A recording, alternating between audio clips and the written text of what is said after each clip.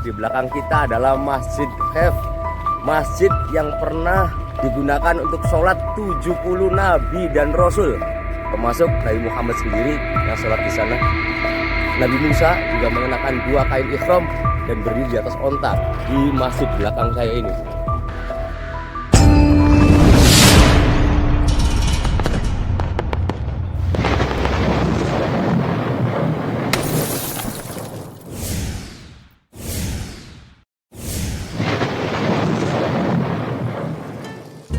Assalamualaikum warahmatullahi wabarakatuh.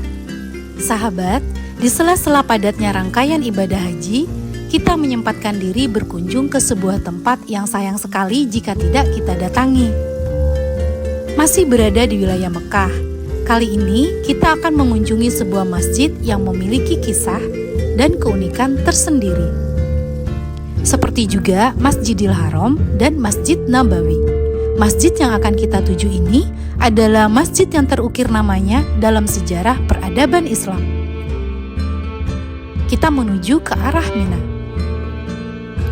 Nah, di samping kanan kiri kita adalah hamparan tenda-tenda jamaah haji. Dan di ujung sana adalah Jamarot, bangunan besar dan megah yang selalu dipadati jutaan jamaah haji untuk melempar jumroh. Nanti kita menuju ke sana, karena letak masjidnya tepat di bawah Jamarot. Tidak terlalu jauh ya, sebentar lagi kita sampai. Nah, kita lihat, di depan kita sudah tampak menara yang tinggi menjulang. Itulah tujuan kita, Masjid Khaif. Nama masjid ini mengacu pada kata Khaif, yang berarti kaki gunung, tanah di antara 2 gunung. Hal ini karena posisi masjid berlokasi di kaki Gunung Shofai atau Sabih di Mina.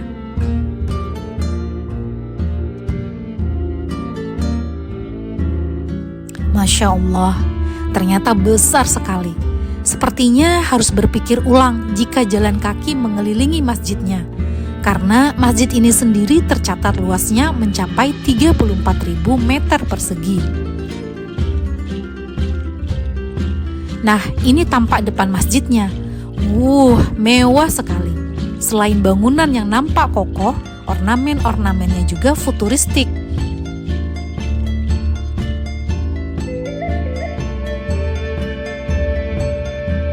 Dilengkapi menara yang tinggi menantang langit.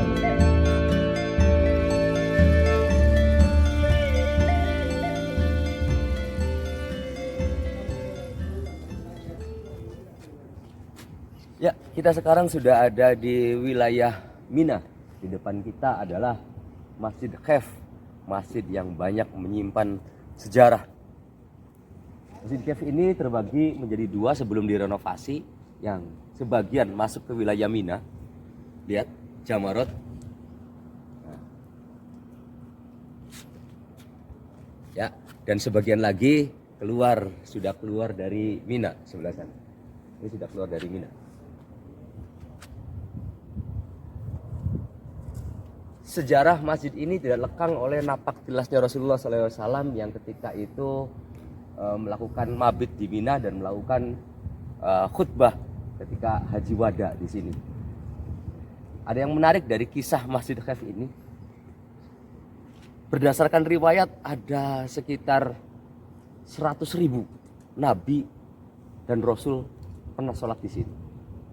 Ada riwayat lagi 1.000. Tetapi ada riwayat yang paling sahih, yaitu 70 nabi dan rasul sholat di sini.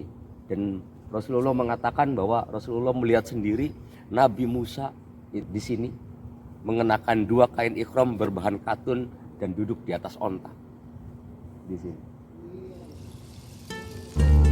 Masjid ini hanya dibuka dari tanggal 1 sampai 30 Zulhijjah.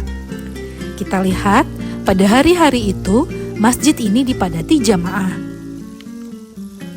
Masjid yang konon menampung hingga 100 ribuan jamaah ini, pada hari-hari tasyrik biasa digunakan juga oleh jamaah haji untuk istirahat atau bahkan memilih menginap di sini, agar lebih dekat saat melempar jumroh di gedung Jamarot.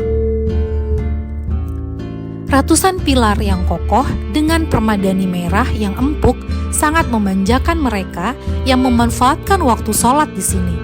Kebersihan yang terjaga serta luasnya masjid dan pendingin udara yang memadai cukup menambah kenyamanan dan kehusukan dalam beribadah. Berdasarkan riwayat, Rasulullah SAW pernah sholat juga di sini, tepatnya di bawah Kubah, di tengah-tengah.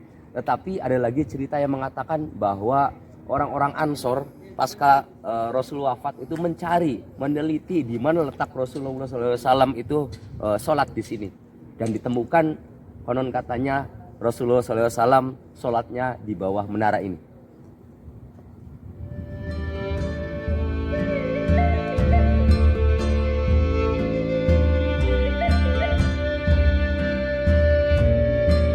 Bagi jamaah haji yang beristirahat di Masjid Cave ini, tidak perlu juga membawa bekal makanan ya, karena di sekitar masjid banyak berjajar kios-kios makanan sepanjang jalan.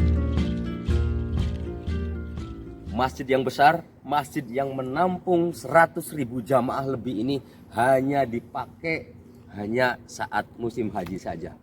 Masjid yang begitu megah, tetapi ditutup jika sudah selesai musim haji. Semoga kita semua yang hendak menunaikan ibadah haji bisa berziarah ke Masjid Cave ini, mencari berkah dan perjalanan haji para nabi, dan tentunya dari Rasulullah Sallallahu Alaihi Wasallam.